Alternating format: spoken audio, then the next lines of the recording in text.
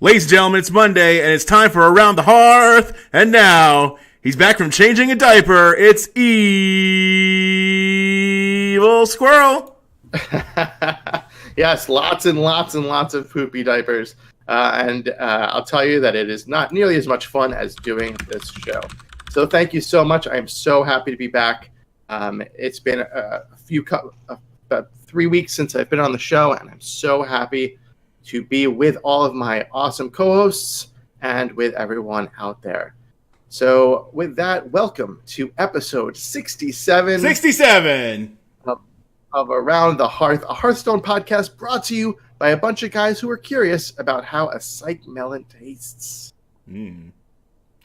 First off, we'd like to start things off by giving a shout out to our Patreons who help make the show possible.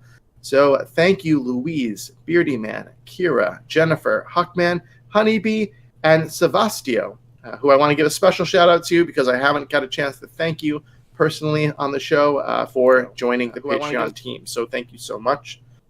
We appreciate all of your continued support, and thank you again. You guys are the best.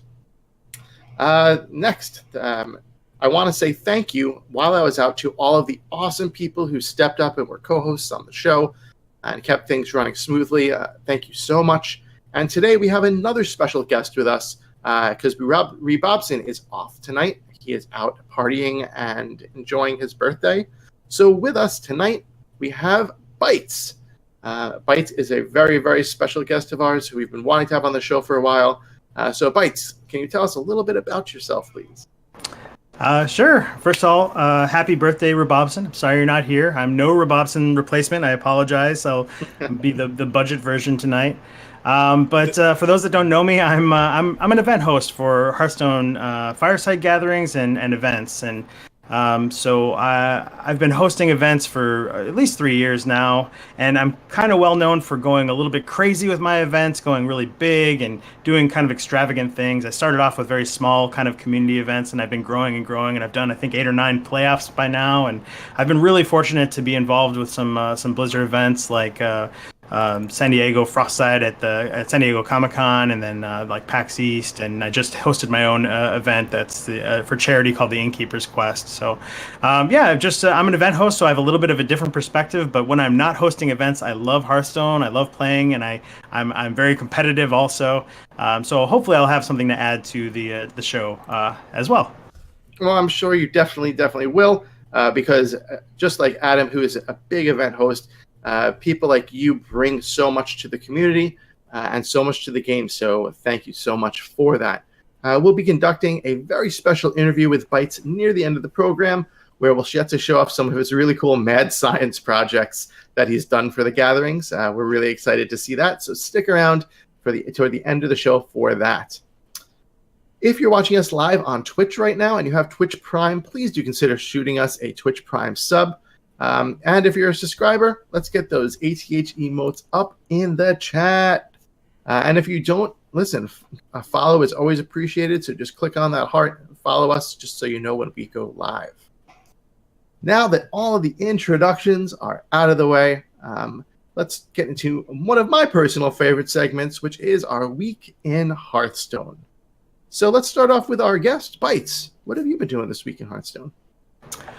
Wow, this week has been really busy for me because of the Innkeeper's Quest. Like I said, it's a charity event I've been organizing for months now, and it finally came to fruition last weekend, just a couple days ago, actually. So we brought in influencers like Ant and Killin' All Day and Teray and Lead Paint and Rosty, and Frodan was there, and we had this crazy big event, and it was we actually developed a new format of Hearthstone. We made an app called Draftstone, where people will choose like a class. So they choose, for instance, Warrior, and then they go back and forth and they draft cards from that class. And when they draft, it bans it for the other person drafting. So you're drafting from a single class, and then you end up with 2 totally different decks from the same class, and then you go head to head in a like a class warfare match.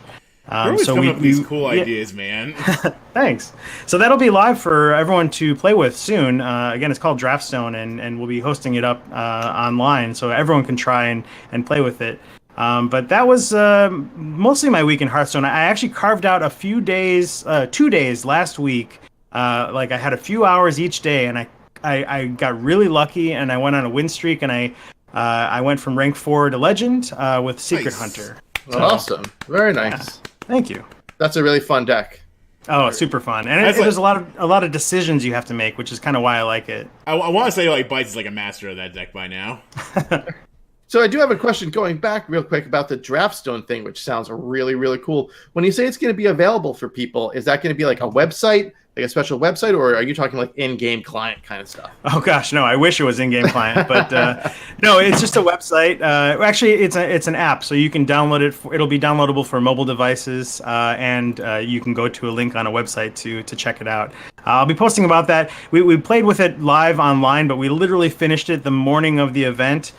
For the beta version, so it was cutting it really close down to the wire. A guy named Mark Lundgren helped us a great deal. His gamer tag is Save the Bees, so he's the one who did all the coding for it, and he really pulled off just an amazing app. But we're going to polish it up a little bit, add some more features, and then we're going to release it for everyone else.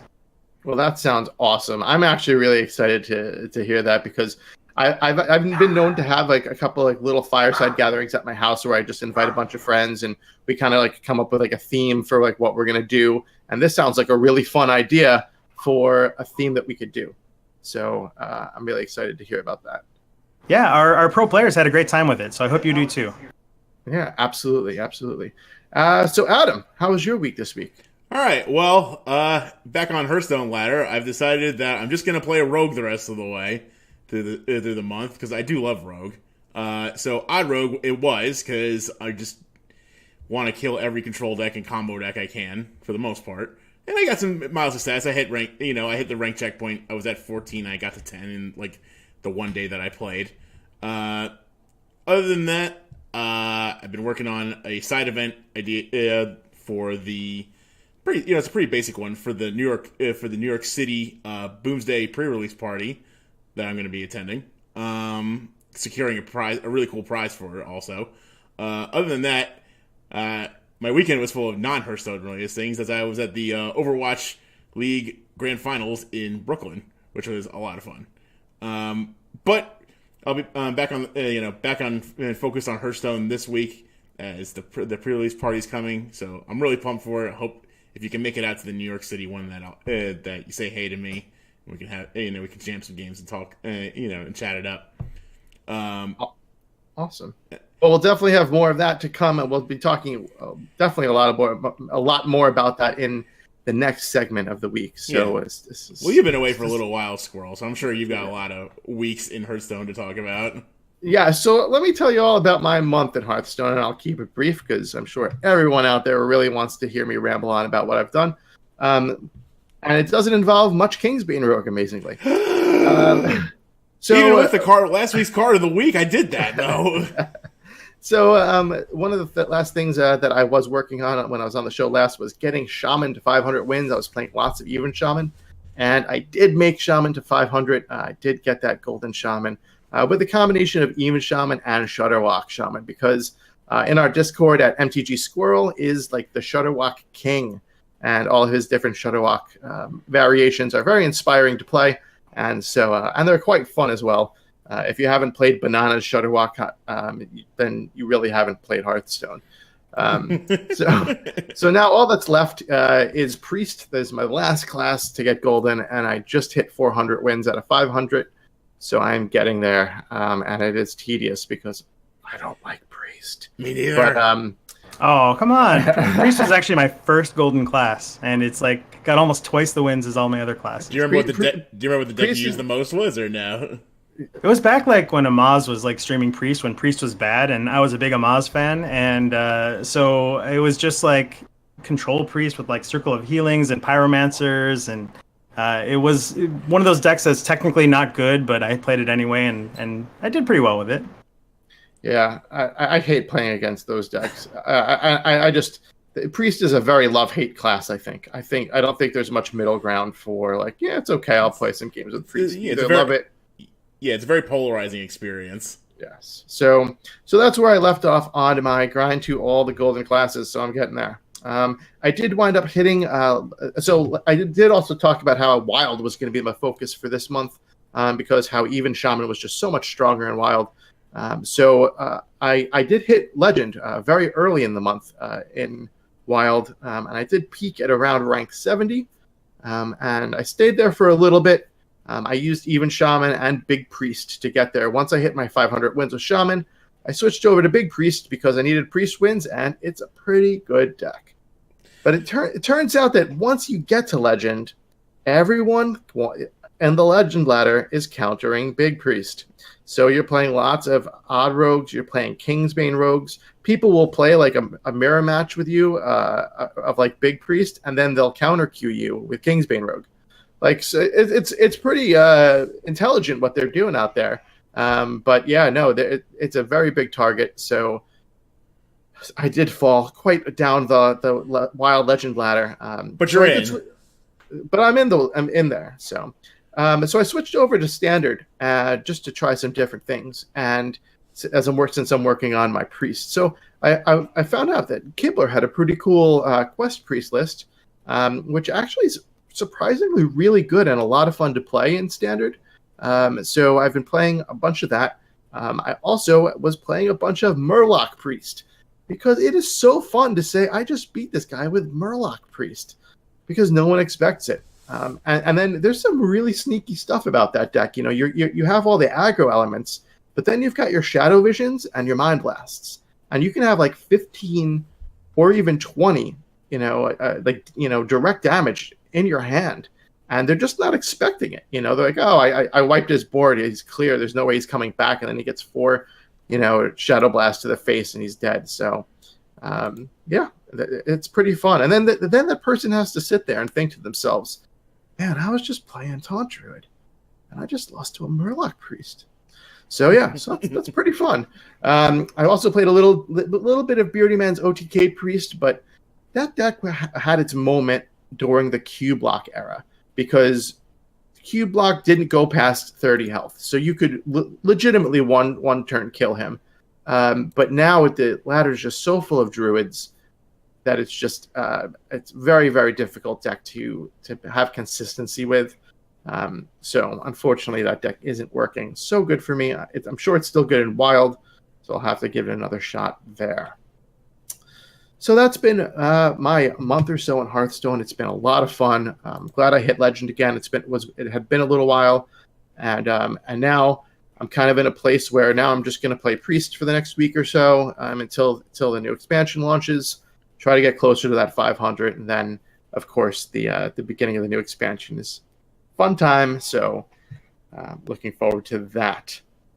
If we can go back just a couple weeks ago, I actually had another thing to share that I was in.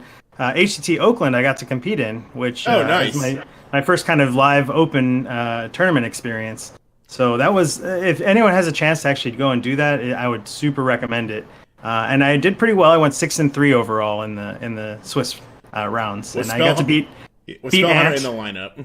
Spellhunter was in the lineup. It was undefeated except for it lost one game. But my whole lineup kind of countered Rogue. So that's I would ban Druid every single time, and if they didn't have Druid, I'd ban Warlock. But But yeah, if you if you have a chance, I would definitely recommend checking out an HTT event or just like a big open tournament. It's a whole different experience.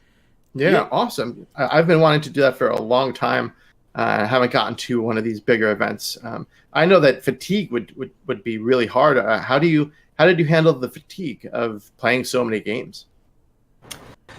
I don't know. I didn't feel it, to be honest. I was just hyped to be there, and I had a great time. So everyone else was kind of complaining about the fatigue of it, but I don't know. I was just looking forward to the next game every time.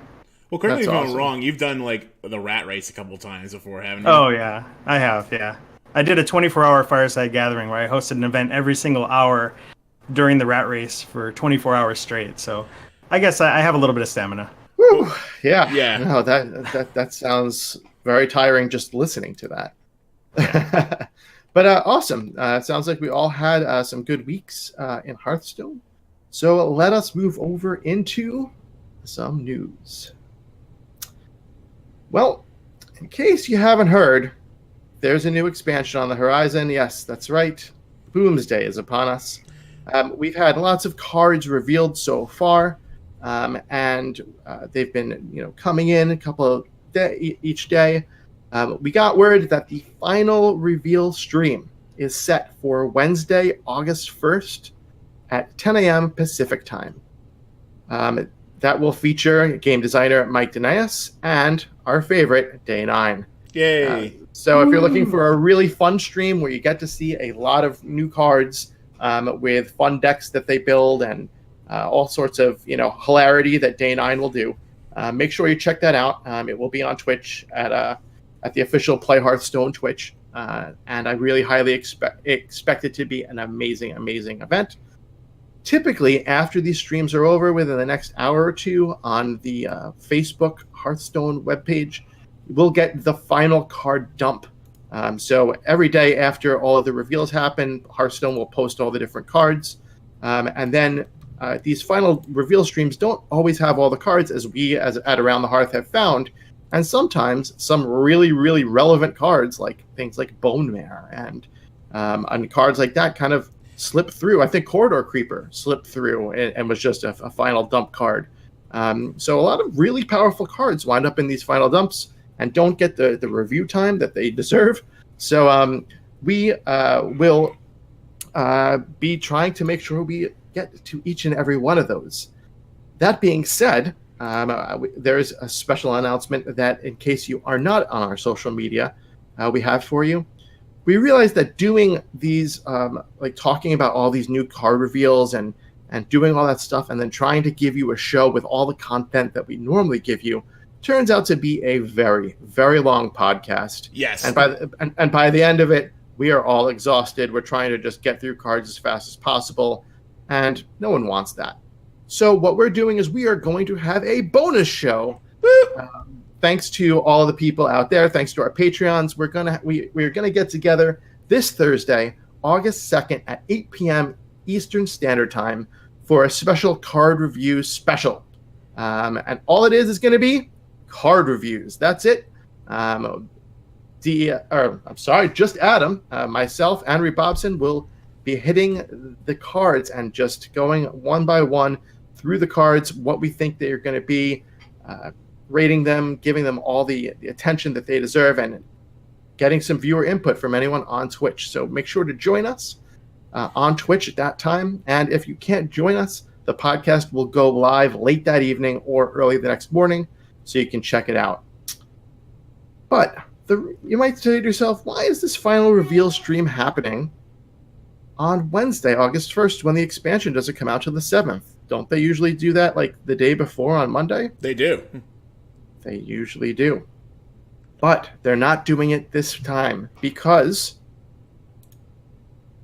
the Boomsday pre-release parties, as we've discussed previously on the show, are happening in all regions this coming weekend, August 4th and 5th. So they need to have all the cards out there because we're going to know what they all are. Chances are we will get a patch, I would say, obviously before this happens. So if Wednesday we get the final reveal stream, maybe Thursday we'll be getting that patch, which is 12.0, right? Something like that. Yeah. So we'll be getting that patch, and the pre-release parties are going to be August 4th and August 5th.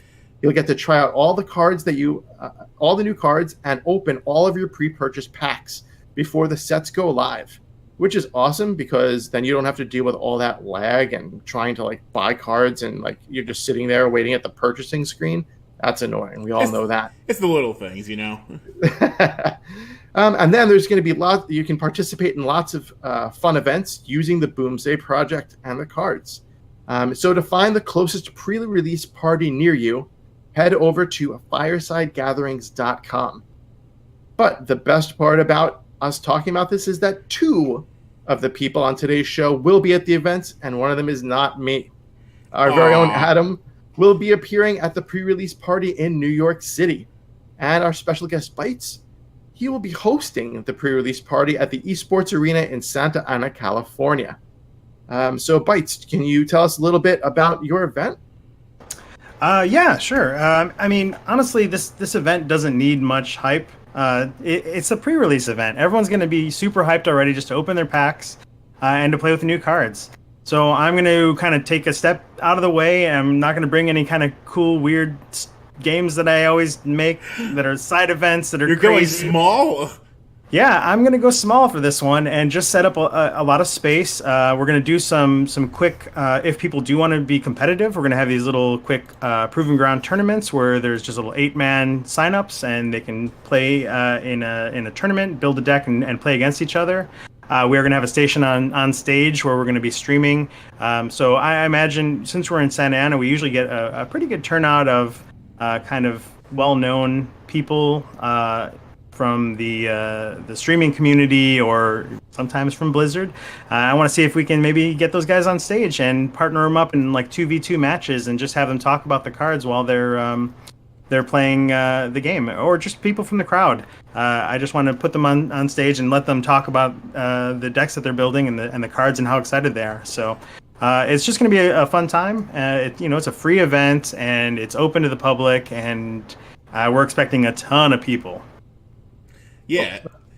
I was half expecting you saying you were going to dress up in a lag coat with like the spinny goggles. You know what I mean? That would be cool. Well, I actually am dressing up in a lab coat too. And, I do have a bunch of beakers, and I have some little 5-inch root from another innkeeper friend of ours printed out some mini boom bots that I painted up. So there are gonna be little mini boom bots there, and I have some beakers and some arcane dust. So okay, I'm going a little bit. Well, this is smaller than you normally go. Oh yeah, way smaller. Is there going to be any live streaming of these events, or is it going to be no cameras allowed? As far as the New York one goes, no, we do not have a stream. Bytes, I know you're big on streaming your events and stuff like that. Yeah. We're gonna just set up one stream on stage and just stream matches from it. It's gonna be very simple, and we might cut away just to talk to some people, but it's not gonna be like a big extravagant stream. I don't know. I imagine there's probably some other streaming going on. Okay, well, definitely. We will make sure to retweet your streams and all that stuff. So make sure that you let us know about it, and we'll let you plug all your stuff at the end of the show, of course. But we'd love to see that, especially if you get some big names out there. We'd love to see them go head to head and see how they do on with brand new cards. I think that would be a ton of fun to watch. Yeah, I think so too. Yeah, especially for people like me that can't make it. Oh, it's so sad. Yeah. So, just to wrap up the news again, all these events are going on, and we will be doing a special card dump reveal for all the cards that are released this Thursday at 8 p.m. EST. So please join us then. There will be no card reviews today on this show, just to save for the sake of time and for our own brains. Well, there is one, but we'll save it. We'll save that for later. So now let's move on into, without Rebobson, tournament news. All right. So I do not watch as much Hearthstone Esports as Rebobson does, but I am aware of certain events that did take place this past weekend. Namely, first and foremost, HTT Tokyo, which took place over the weekend and featured superstar talent from Japan, Taiwan, and South Korea, as well as other global qualifiers. Players of note competing in the event include Machamp, Dog, Muzzy, Foul Manos, and arguably the number one tournament player in the world right now, Hunter Ace. Hunter Ace did not take down the title. He did finish in the top 3, though, tying with Machamp for third place. And it gave him his 150th HCT point this season, and he is now the first player in Hearthstone history to achieve the rank of Hearthstone Master Player. So congratulations to Hunter Ace. As far as the finals, it was between Japan's very own Hayana and Taiwan's Alan 870806. Amazing name, rolls right off the tongue. He was at our playoffs, and we just call him Alan Numbers. Alan Numbers. Okay, so Alan Numbers took second to Hayana and defended the house in Japan and won ACT Tokyo. So congratulations to Hayana. Also, this week, a little event called the Hearthstone Global Games. The second round of play was this past week. After 2 weeks of Global Games play, Singapore stands atop the field after defeating Peru 3-1. They hold a lead over 11 other undefeated teams, including Taiwan, Brazil, Italy, and China, based on game differential. I think they have like +5 game differential. The next closest one is like +3. So it's not like a big lead, but it's a lead. In another match of note, the United States faced off against the UK this week, and the UK did come out on top 3-1. So now we're going to have to hear it all about it from Rebobson next time he's on the show. Round 3 of Global Games starts tomorrow, July 31st, and runs until August 3rd. Matches of note include Finland versus South Korea, Sweden versus the UK, Ukraine versus Belarus, and Italy versus Spain. As far as the US, they face off with Turkey this week, trying to grab their first win as they are currently 0-2 in the group stage, in the Switch stage. The Global Games are casted on the Play Hearthstone Twitch channel, so be sure to catch all the great action there.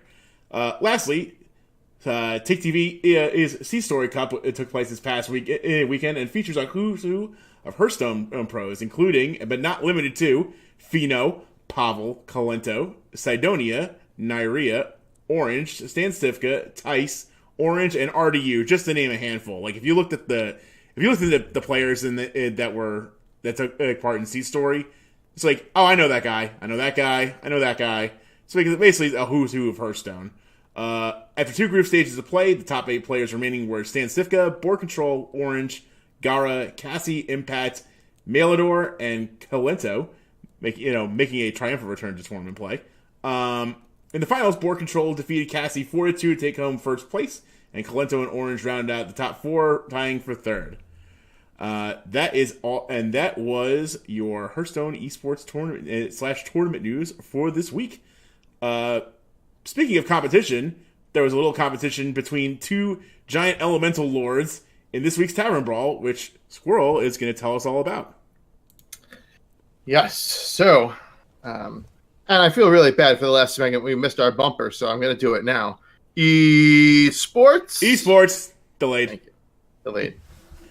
We're just getting back into the swing of things here with me at the helm, so I apologize. Our Tavern Brawl this week was a Brawl of Fire and Ice. A little Game of Thrones playoff there. Man, it's been over a year since we've had some Game of Thrones. I missed that. Anyway, so this was a really, really fun Brawl. It is a single-player Brawl, so you did not have to match up against anyone else.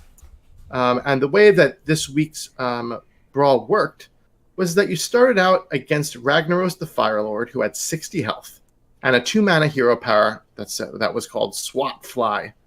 This dealt 3 damage to a random enemy for now. So it's kind of like Ragnaros' good old big hero power of deal 8 to a minion, but it was just a little smaller.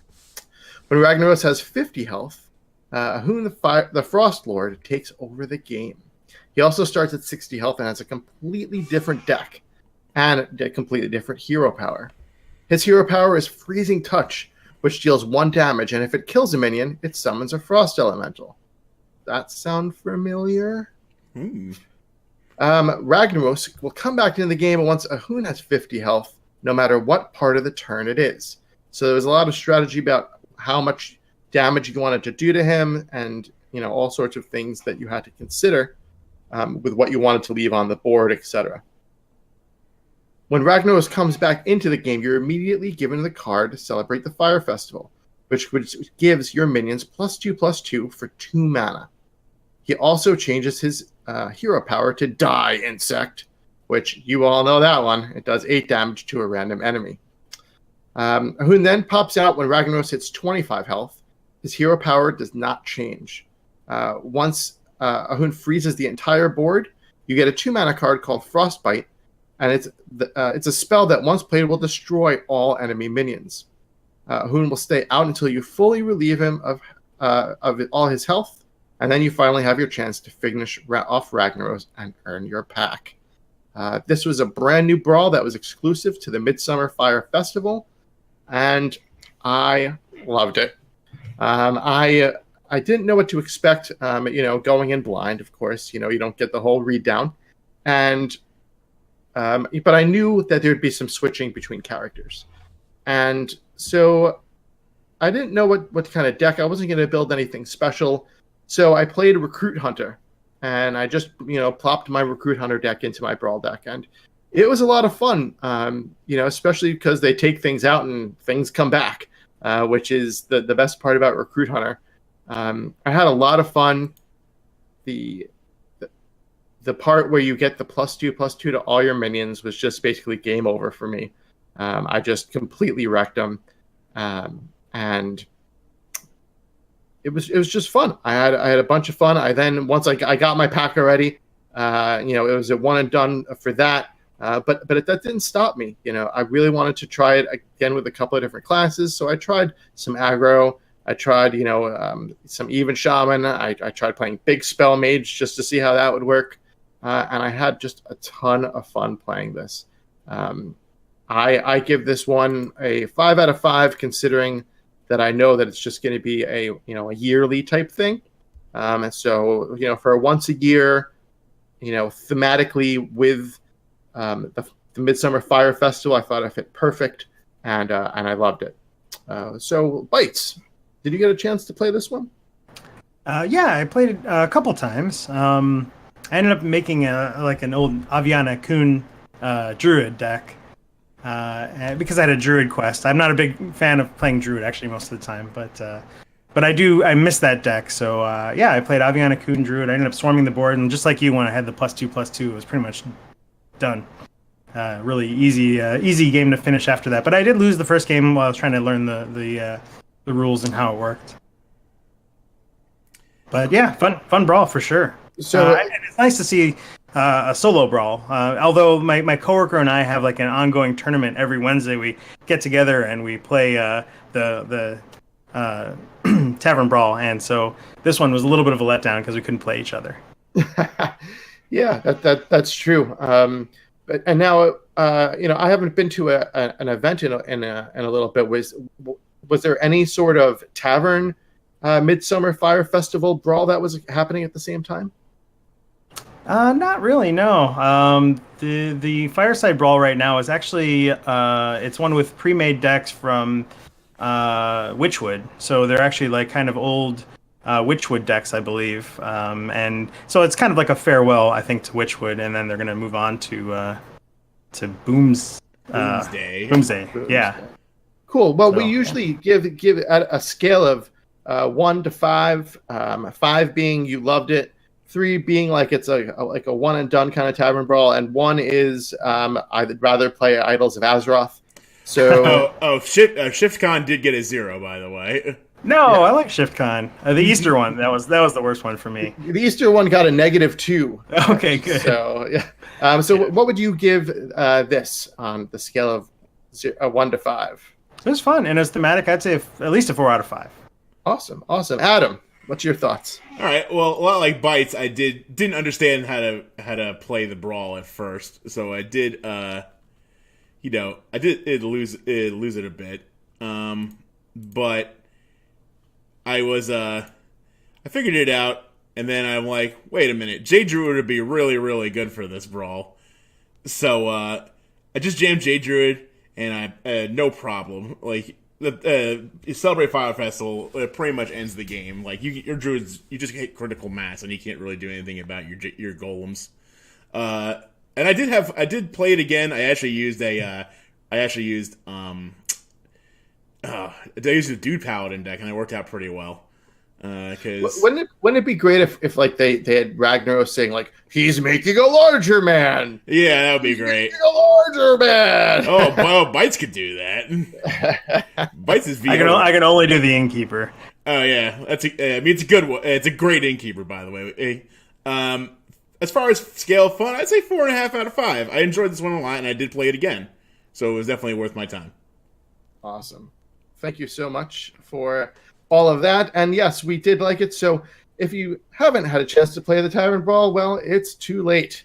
I hope you had a chance to play it last week. There's always next year. Yep, there's always next year. And there'll be a new one coming up in 2 days. So we will talk about it on our show next week. So with probably the last discussion of the Witchwood meta that we're going to have, let's switch it back over to Adam to fill us in on what is going on out there. Yeah, I get to do it this week. All right, so the Tempo of the Storm meta snapshot has not changed since last week, so everything you saw from last week's show remains constant. There was a new Data Reaper report from Vicious Syndicate, and it looks something like this. A big purple line. Zoo Warlock is the diamond in the rough deck of the meta, and I would say the expansion because no one really expected Zoo Warlock to make a comeback. But you can see just the disparity. But there was one small shift, at least in the all ranks category. As you can see, the orange line has been surpassed by the black line, meaning that Rogue has surpassed Druid as far as as far as being the second most class played. It makes sense because Odd Rogue is really good against Zoo and like the Controlling Warlock decks, and Miracle Rogue is good against the Controlling Warlock. And I still think is probably like the most like the deck you can't disrespect at all ever. Like it can pull a win out of nowhere. Other classes that have seen success. Hunter jumped up a bit over Shaman. Cube Hunter is the way. Although Bytes will tell you otherwise, it is definitely Spell Hunter, which is somewhere in this other green portion here.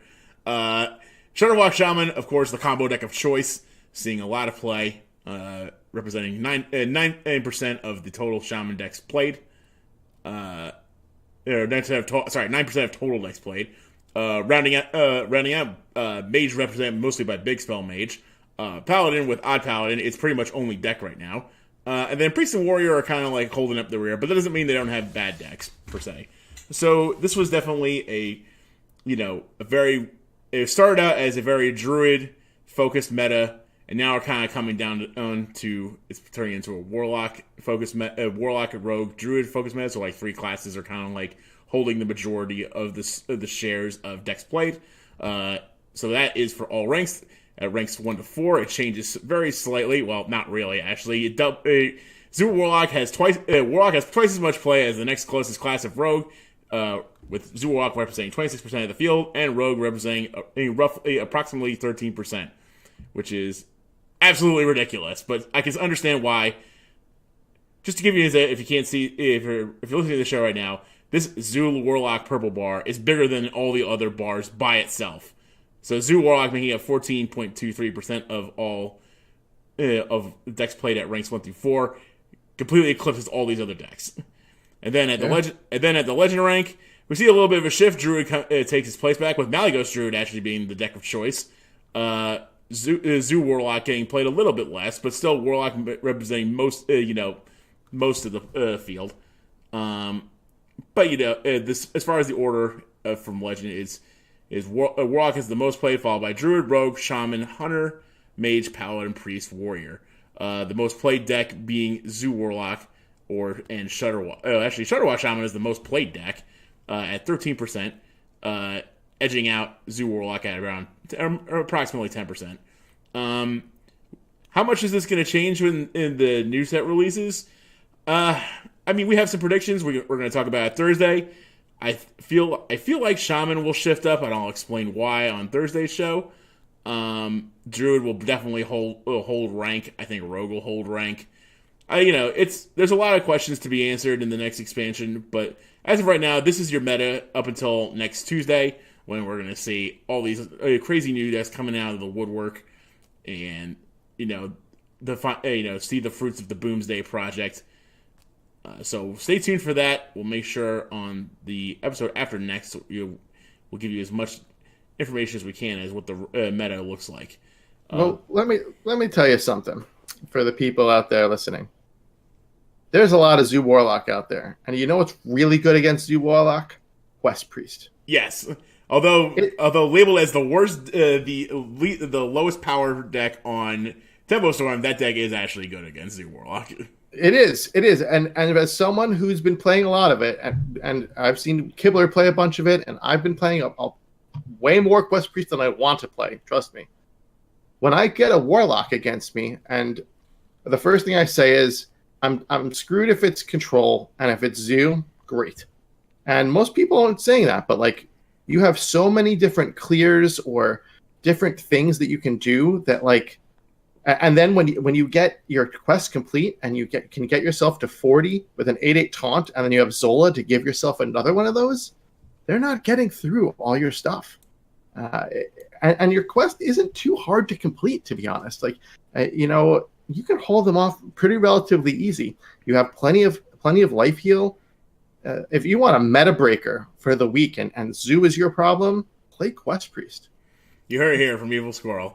Yeah, that's what I say. What about you, Bytes? Anything you see here that like you might either disagree with or like you might have a good solution for? Well, I'm just gonna say that Spell Hunter does pretty well against Zoo Warlock. If you know how to play it. I mean, they can blow you out of the water, I guess, sometimes, but it's pretty good. At the Legend rank, I've been actually queuing into a ton of Shudderwalk Shaman, and when it's played well, it totally destroys me. I've been playing a little bit of Even Shaman also at Legend rank, but I haven't really had much time to play anything once I hit Legend. So yeah, I don't know. Nothing really shocks me, to be honest. Yeah, this all looks about right. I mean, Odd Paladin definitely, fell off the deep end, and I still think it's a strong deck, but I don't know. Maybe it's just out of fashion right now. I also think Quest Warrior is a really good deck, but I don't see that getting a lot of representation. I think it's the best Warrior deck, that's for sure. Yeah, well, I'll tell you, from the 3 weeks ago since I've been on, for 4 weeks prior to that, all I did was complain about how Odd Paladin was way overpowered and no one saw it. And every week we saw on the meta snapshot reports that it was getting more and more popular and more stronger and more stronger. But when they came out with this Zoo deck, it's like the counter to Odd Paladin. Yeah, just Despicable Dreadlord, dude. Despicable Dreadlord. But not just that, it's that it's putting out bigger things that can counter the 1/1. You can put out 2 minions a turn to counter the 2 minions a turn that they're getting with their hero power. And you're consistent reloading your hand. Because Odd Paladin runs out of steam after a little while. But when you're just reloading your hand, and when you're putting out free Happy Ghouls, and when you're doing all those like awesome things that like when the Zoo deck works really well, like your turn 2, turn 3s are just disgusting. So Odd Paladin just couldn't keep up. So Odd Paladin fell out because Zoo was just taking over, and that's just what happens. You have that balance of what's really good, and then when something counters that, you'll see that it goes the other ways. The weights of justice, or whatever you want to call it, go, and that's exactly what happened here. Thank goodness, because Odd Paladin is a little. It should be noted that Evilsquirrel still does not like crap Odd deck. Paladin. Yeah, I don't even want to call it what I really think about it, but no, it's good to see more diversity. It's good to see things changing. I think it's a little bit too much Zoo out there, but play something to counter it, and you're going to do good. The wild meta, we can talk about that for a little while. The wild meta is very interesting right now because it's especially like in the Legend rank, it's Big Priest, it's even Shaman. Okay, but the number one now is Odd Rogue. Okay, Odd Rogue is so ridiculously strong.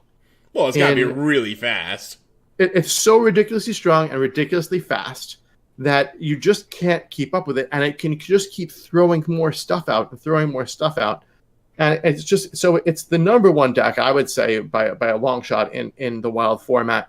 I don't get a chance to play much wild. So what is it in wild that makes Odd Rogue that much better than in standard?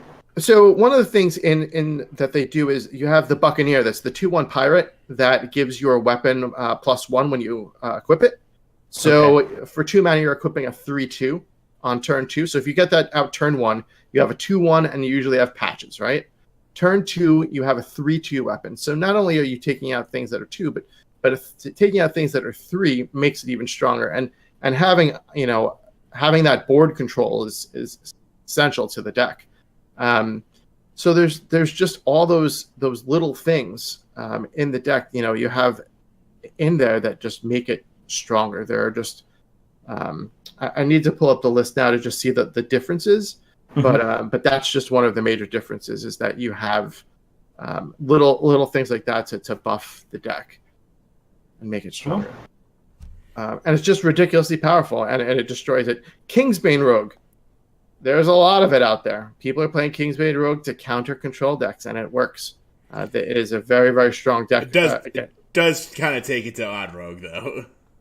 Oh, yeah. No. Odd Rogue destroys Kingsbane Rogue. Any aggro destroys Kingsbane Rogue. I played a lot of Kingsbane Rogue. I know that. but there's a lot of control and there's a lot of big priest out there. So when you're trying to beat big priest, Kingsbane Rogue will do it, and there's a lot of Legend people that get there that way. So it's a really cool meta. I definitely recommend checking out Team One Trick on Twitter, and checking out wildhs.com. They have some really good stuff about the wild meta and just wild articles in general. And it's just a really awesome format to play. So check it out. And check out why Odd Rogue is so good. I don't have a list in front of me, so I wish I did. But it's just so fast, so strong. And yeah, so that's kind of my take on the meta right now. All right, very cool. So moving from the meta into one of Evilsquirrel's favorites, that's the card of the week. Last week card of the week. So last week's card of the week was Evan Dragonsmith, a card that was suggested to us by our previous guest, Giabron. And I did mention that it would be pretty good in Kingsbane Rogue, and I tried it out. And getting a free Kingsbane is pretty sweet. Just saying. That's pretty much. Instead of spending one, I can spend. Why spend one when you can spend 0? That's pretty much. I want to say this did not have too much success, however, though. But it was fun to try it out. Squirrel, did you get a chance to play with this card a bit? No, I didn't get a chance to play with it this week. Because I just didn't get a chance to do that. I was very focused on other things. But I have played with this deck before. When it first came out, I was very interested by this card. And I did build warrior decks. Just throwing in a bunch of weapons, throwing these guys in, throwing in the card that draws the Forge of Souls. Forge of Souls that draws you 2 weapons. So I made a whole weapons deck. And it was pretty cool, but when you think about it, the problem is that you're really only playing one weapon every couple of turns. So it's not like, for example, if you had something like Emperor Thorson that reduces every card in your hand by 1, right? It allows you to play multiple things in a turn that lets you take advantage of that. But you're not usually playing multiple weapons in a turn unless you want to unless you want to play the warrior weapon where there's the whirlwind and then there's the whirlwind on death rattle. I mean, you could do a whole bunch of stuff like that, but that's just a lot of mana to do not a whole lot of stuff. So I didn't find much success with it. I mean, I got it to work, but I didn't find much success with it, and I don't see how it would be very useful. I mean, thinking back to old school Dragon Warrior, which is one of my favorite decks of all time. This would have been a pretty cool card to have, 4 mana 3/4 that reduced the cost of weapon, because then you're getting free Fiery War Axes back when they cost 2. So that would make it even cooler because you could play this on 4. Usually you're equipping Fiery War Axe on 2, and then you're swinging on 2, you're swinging on 3, and then you could have played this on 4 and then played another Fiery War Axe. That would have been really, really, really sick. But that's back in the day, and that's not now. So, yeah. Rest in peace, Fiery War Axe. Yeah, rest in peace, Dragon Warrior. But yeah, so that's kind of my take on the card. All right. So, in the spirit of, and as tradition, our guest gets to pick the card of the week, but Bytes picked a really interesting one because this card is not available until next Tuesday unless you attend a pre-release. So, Bytes, tell us about our card of the week. Sure. I'm sorry. I didn't know I was breaking the rules here. But I went for Myra Rotspring, the scientist rogue legendary card. And it's just a card that I saw and I got really excited.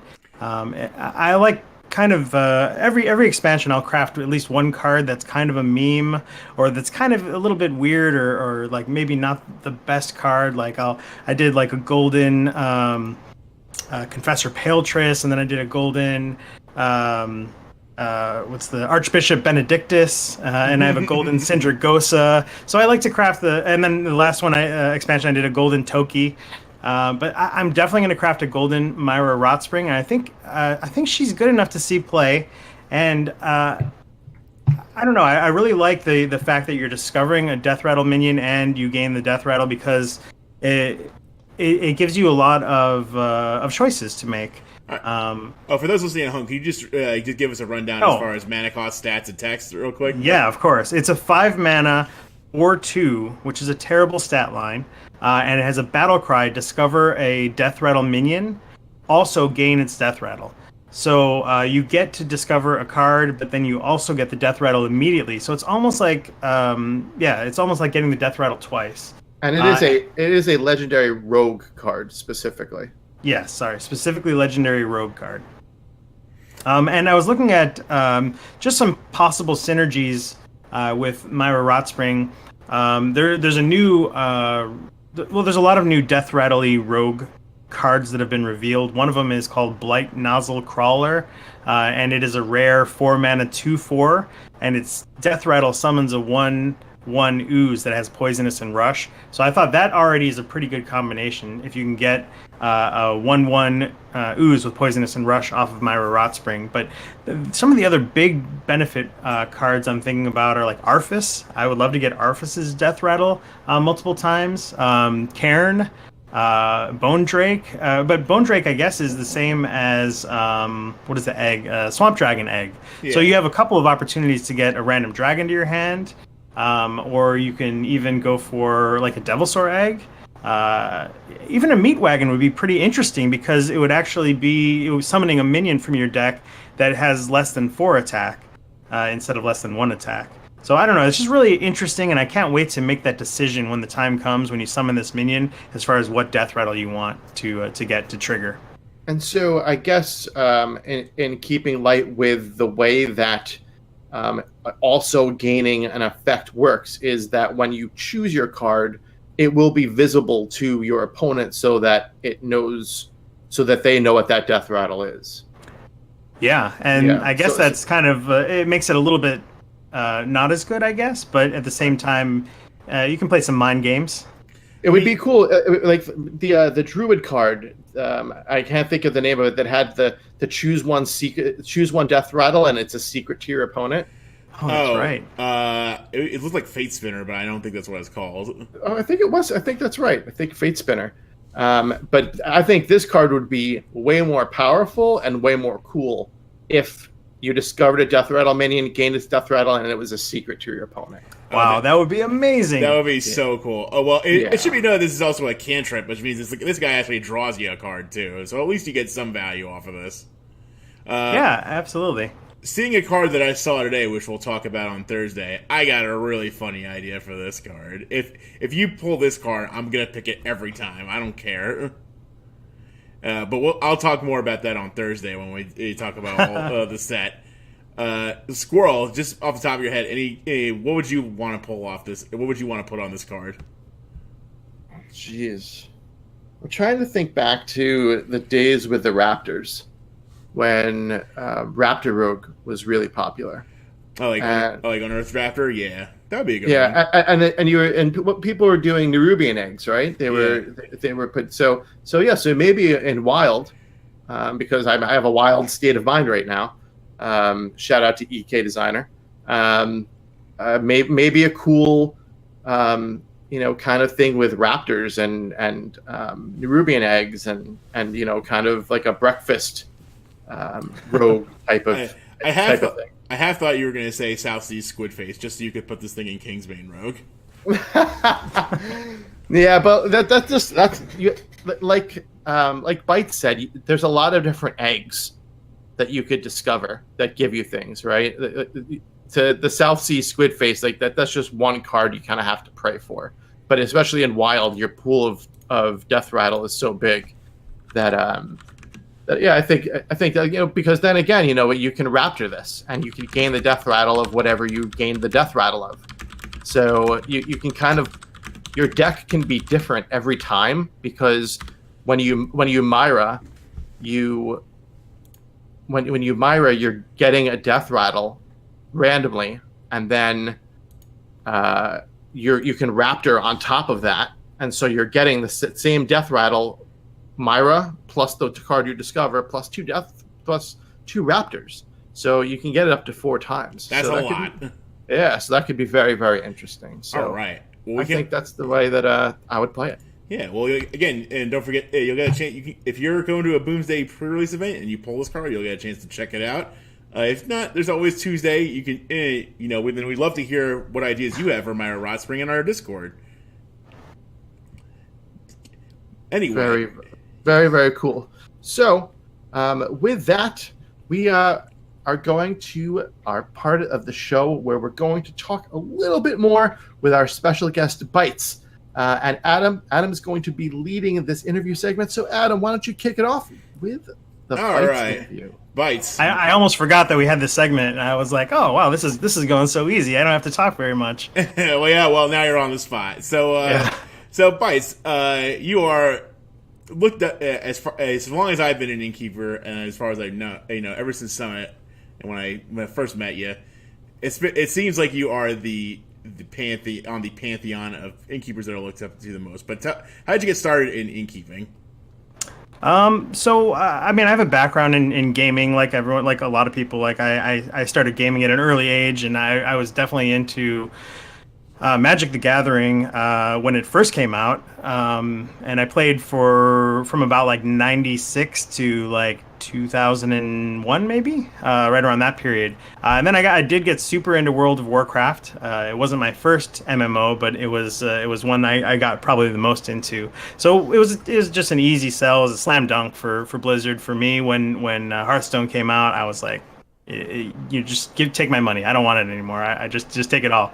So I was in from the first month, and I haven't stopped playing. But when Fireside Gatherings first started happening, I went to them, and I fell in love with the community. Actually, I felt like an instant connection to the people that showed up to the event, and they were just like-minded. And I've been part of other gaming communities. I used to kind of play like Halo competitively, and this was so different. It was like the nicest people, and just like the most gracious people I'd met, and everyone was just down to have fun and have a drink and just chill out and play Hearthstone. And yeah, so, you Halo people, you're all jerks. Oh, I didn't mean that. No, they're fine. I'm just saying Hearthstone people are awesome. They're even better. Yeah, we always have a good time, and when it comes to hanging out and yucking it up and stuff. So one thing that Bytes is known for is he always likes to go super big, even when it comes to like little stuff, especially when it comes to website creation. So Bytes actually created a really cool website with a lot of innkeepers. It's called HS Innkeepers. Where'd you get the idea for this? For this, and how do you think it's helped your fellow innkeepers? Really, what it was from the summits. We had talked a couple times about how we really wish there was a place that we could have as like a hub to like share content with each other, because we're all spending a lot of time and energy making this cool stuff, but then there's no easy way for us to share it. There's no place to go back and find it. So at the same time that Illyri was working on creating like the Innkeeper Discord, which is an amazing resource, I was tinkering away, and I took all of the resources I had made in the last couple of years, and I created HS Innkeepers and dumped all of my resources into it. And then I opened it up to the Innkeeper community and asked whoever had any other ideas if they could go ahead and share them, and I would post them up. I just wanted it to be a place where people could find what they needed to upgrade their events and to make good events happen. Very cool. So what kind of stuff can you... so my favorite... My personal favorite thing that I found on your website is the Deck Builder, which is a really cool app that you could use to do like deck building challenges. It basically is a slideshow where it generates a random deck building challenge you can use for like a 4-man round robin, which we did at BlizzCon last year. This is just an example of some of the stuff that's up here, but if you're an innkeeper, hsinnkeepers.com is an amazing resource you definitely want to take advantage of. And if you ever want to submit ideas to it, we're always all ears. We love hearing about the news of great stuff you've done. But this is only a very small drop in the bucket as far as big stuff that Bytes has done. And I actually compiled a little slideshow here. No! And we're gonna start with one of my personal favorite pictures. Is Bytes at the Ungoro event. So if you're watching the stream, You can Whoa. see this picture of Bytes standing next to, how big is that volcano again? It was like, I don't know, it was like 4 feet tall and 4 feet wide or something. It was pretty crazy. What? Is this just like I gotta do this and No, just, honestly, this was kind of inspired by. I wanted to make the event more interactive, and so the volcano was the centerpiece, but it was actually part of almost like an escape room, where there was a bunch of clues that you had to solve around the venue. In addition to this, I also made this dinosaur footprint, and inside the footprint there was a Raspberry Pi that we had reprogrammed as like a network access point. So you would connect to the dinosaur footprint with your phone, and it would redirect you to a choose your own adventure game that you would have to solve in order to get a piece of the clue to solve the volcano. And the volcano itself has a controller in front of it that has a bunch of illuminated buttons that are from different Hearthstone expansions, and you have to press them in the right order that you get from all the clues around from solving the other puzzles. So that's kind of the over-the-top, like, craziness that I've done before. That's incredible. that is incredible. And not only that, if you're watching the stream or listening to it, actually, the volcano is smoking. By the way, in the middle of, I think it was at Buffalo Wild Wings, wasn't it? It was, yeah. So, and the guy in the background you can see there is Armin. So he's the guy that's really helped me to make a lot of these ideas come to life. He works at this laboratory nearby, and he donates his time, and he helped me do a lot of the electronics. But yeah, so the volcano itself has strobe lights. It has a bunch of lights inside of it. It has a fog machine, and then it actually had a kicker from a car stereo that was bolted to the table, so it would actually make the volcano shake and make like a bunch of sound effects when it went off. I should also mention some other stuff. Some other big projects was that Bytes has done includes the Lich King helm. I don't remember if you put that together yourself though. No, so what we did after Angora was done is I converted this volcano into Lich Mountain, and I made a big tall pipe in the center of the mountain, and I put a Lich King helm on it with glowing eyes. And the helm, we made a servo rotate the helm back and forth, and then we programmed it with a bunch of Lich King saying, so it actually talked to people. And then we added these glowing runes to the side of the mountain and spray painted it all frosty. And then we changed instead of a puzzle, it was like a Simon Says. So you actually had to repeat back the sequence in the right order, and it had sound effects. So we just converted Ungoro Mountain to Lich Mountain, and brought that along to the summer playoffs. Yeah, this is the kind of stuff I'm up against, everybody. No, it's not a competition. I'm just joshing. And it's funny because I was just talking about this today because I'm like, oh man, that was so much work. I'm never going to build another volcano. I'm never going to build anything like that. And then for the Innkeeper's Quest, I decided to build a 10-foot tall Witchwood tree that actually had the monitor arms actually held the branches of the Witchwood tree were monitor arms that held monitors that the people that flew in played at. So I went even crazier, and luckily I had help. The Innkeeper from Inspire and this awesome girl Samantha helped me build and carve and paint this giant 10-foot tall tree. But I don't know why I do it. It's just you do it out of love. But yeah.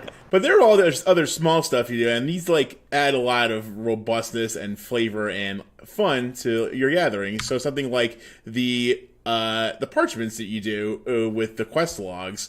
You've done this for a few events. Where'd you come up with the idea for this? Yeah, this event was originally for Karazhan release, and it was called the Master's Key, which is the quest line you'd have to do in World of Warcraft to unlock the key to get into Karazhan. So, but I thought, it'd be fun this was the first attempt I ever had to make the events a little bit more hands-on and interactive. And it's a list of 10 quests that you have to do at the venue. And sometimes it's like take a selfie with Deathwing and post it on social media to kill them.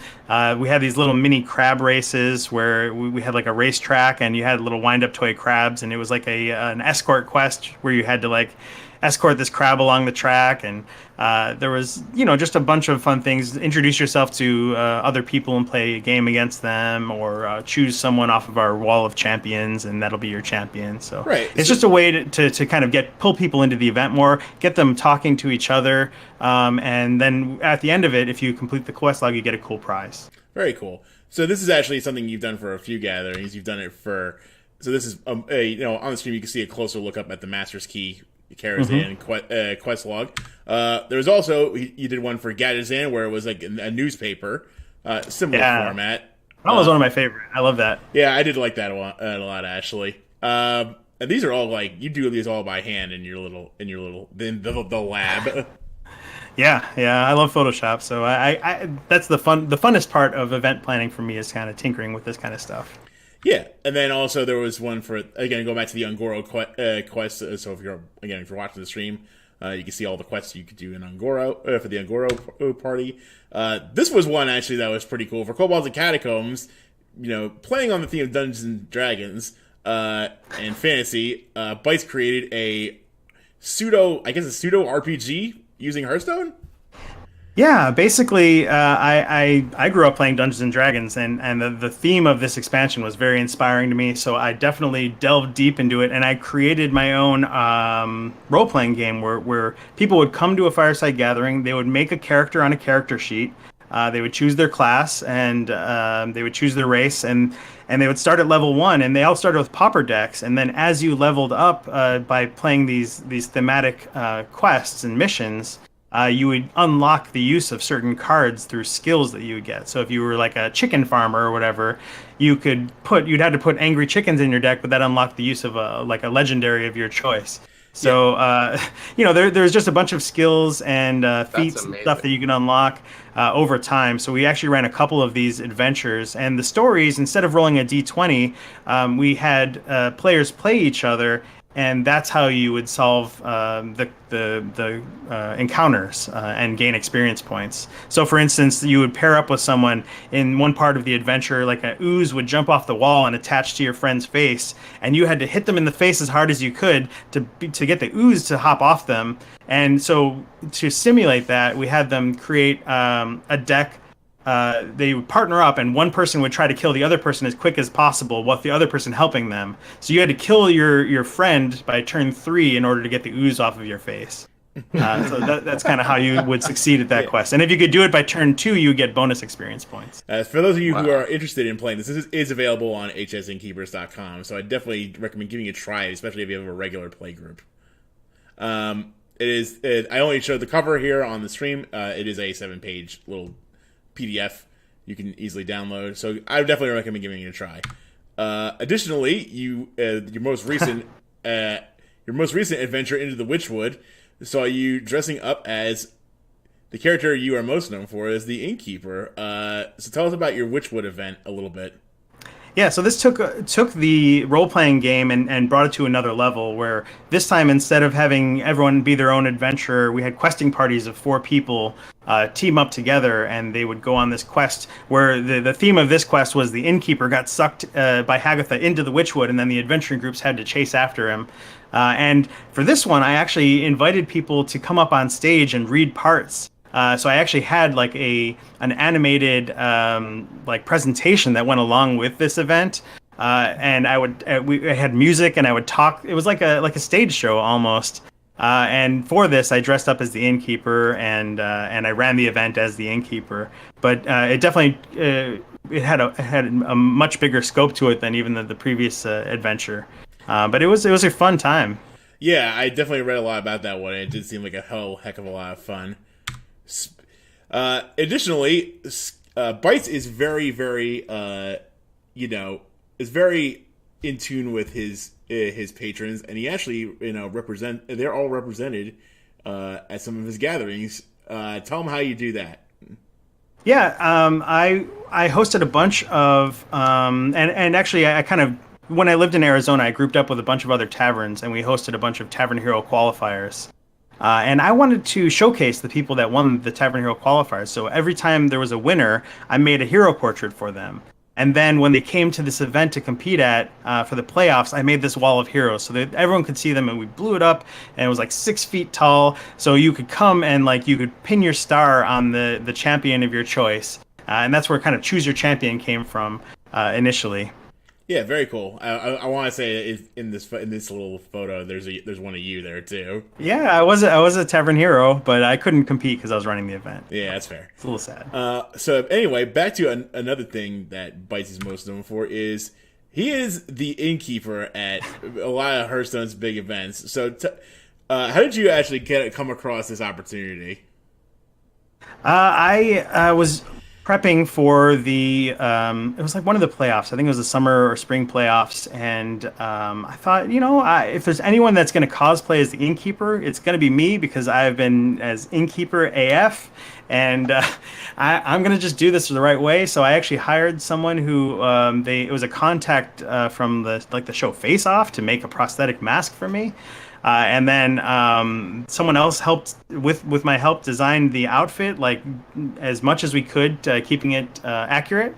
And then it was like a 2.5 hour process to put the prosthetic on and paint it. And then I wore it for 2 days straight, pretty much, and I ran the event and that event, and then the summer championships I had it redone, and then at BlizzCon again. Well, Scott, and at BlizzCon it was super fun, just running around and talking to people as the innkeeper. Well, Bytes definitely embodies innkeeping to a T, so it's only appropriate that he is the innkeeper when it comes to big events. And not only that, so here he is in this photo on stream. You can see the whole prosthetics process, and you can see Bytes with no beard. Oh, God, it's rare so weird. appearance. Yeah, I know, right? Here he is with some of our fellow innkeeper friends at BlizzCon in full attire, by the way. And then our final picture is him here with me at BlizzCon, which was an awesome time, by the way. So, Bytes, let's hear some bites of you. Oh, yeah. As the innkeeper. Warm your frozen boots by the fire. Welcome to Around the Hearth. I like it. Oh, we gotta clip that one. We're gonna have to clip that one. Yeah.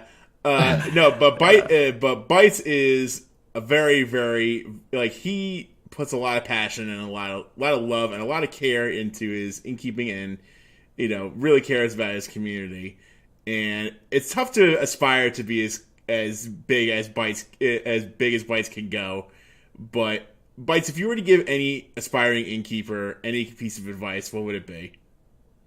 I would say, honestly, like, all this stuff doesn't matter at all, to be honest. All this stuff you could just throw in the garbage, and, like, the most important part is just making a connection with people. It's just being a good host and, like, talking to people and caring about when they get a bad beat, when someone plays against them. And just, like, this stuff is cool. It's stuff that's memorable, and that's why I like to do it, is, like, I like to try to do at least one thing that's, like, memorable, that kind of that people can look back and say, oh, I remember the event that this happened or that happened or that happened. And that's kind of the reason to do these big things, is just to create that one memorable thing that you can look back on. But the community building, I've come to realize by going to other firesides that are really cool, that are just weekly gatherings. There's nothing like fancy or big about them. All they are is just people getting together and sharing that passion for Hearthstone and just being like cool people. And like all this stuff, it's cool, but you don't have to do it. Just hang around and play Hearthstone. Just be you. Hmm? Yeah. Very cool. All right. Well, Bytes, thank you so much for giving us some insight as to your little science projects, and as well as your values of being an innkeeper. And I really appreciate you taking the time that you spent with us today. Thanks. I love talking about it, and hey, I mean, thanks for having me on to just chat about geeking out about Hearthstone. Very cool. Well, thank you so much, Bytes. Like Adam said, it was really, really awesome hearing about all these awesome things you've done. And please just keep doing them, because people like you and Adam are the people that make the Hearthstone community what it is, and why I'm so passionate about Hearthstone to begin with is because of people that did that. So thank you. And for everyone listening, if you have not checked out a Fireside Gathering, please go to firesidegathering.com and check it out. You can find it, put in your zip code. You could find them near you, and hopefully there's some sort of event, whether or not it's a huge pre-release party or not, or just a small gathering of a bunch of guys. Go check it out, because it's really cool to share the passion of Hearthstone with a bunch of guys and get to do some cool stuff in person and make some friends. So before we go, do you have any shout outs or plugs or anything that you want to give out, Bytes? Where people can find you? Yeah, people can find me on Twitter mainly at BytesHS. And you can check out hsinnkeepers.com. We did just run the Innkeeper's Quest charity, and the website is still up, and we're still accepting donations to Gamers Outreach until August 1st. So that's at innkeepersquest.com. It's a really good cause. So if you, even if you don't make the deadline, if you want to donate to a good cause, I would recommend donating to Gamers Outreach and searching for the Innkeeper's Quest as the campaign.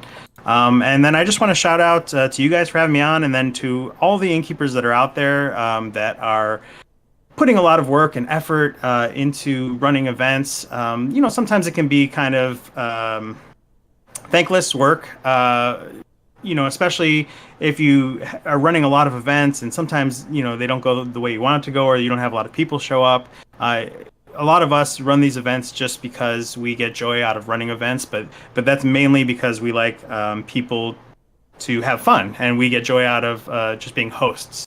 So just support the local fireside scene wherever you are, and go. And I can guarantee, if it's something you haven't tried before, it's a whole new way to experience Hearthstone. And I've made some of the best friends of my life just at these gatherings. So please check them out. Awesome. Well, thank you, everyone, for tuning into the show tonight, or for listening at home or on the go, if that's how you prefer to enjoy the show. If you'd like to keep up to date with the latest news and announcements about the show, remember you can check us out on Twitter at Around the Hearth, and Facebook at facebook.com/Around the Hearth. Or you can just join our Discord server and hang out with us and chat some Hearthstone there. We're always chatting Hearthstone, sharing deck lists, having fun. So please check us out there. Our show is also available on iTunes, SoundCloud, and Podbean in audio form, so please do subscribe and leave us some reviews to read out on the show for next week. We did not have any this week, so please get out there. It just takes a minute of your time to give us a review, and we'll read your review on the show and give you a shout-out in the following week. Our show is also available in video form on YouTube, so please remember to subscribe to the channel and share a video with a friend, and smash the bell to be notified when a new show goes up every week. Watching and listening to the show is all we can really ask for, but if you want to help us out in another way, you can check out our Patreon at patreon.com/Around the Hearth for a variety of cool rewards, including one-on-one coaching from any of us here at Around the Hearth. You can also show your support with a subscription to our Twitch channel using a traditional Twitch sub or a Twitch Prime sub. However, a follow is still most welcomed and very, very much appreciated. Either way, don't forget to enable notifications for our channel so you can see when we go live. Again, I am Evilsquirrel, back again. And for myself, Adam, and Bytes, thank you, good night, and we will see you around the hearth in just a couple of days for our card review. So, see you then. Good night.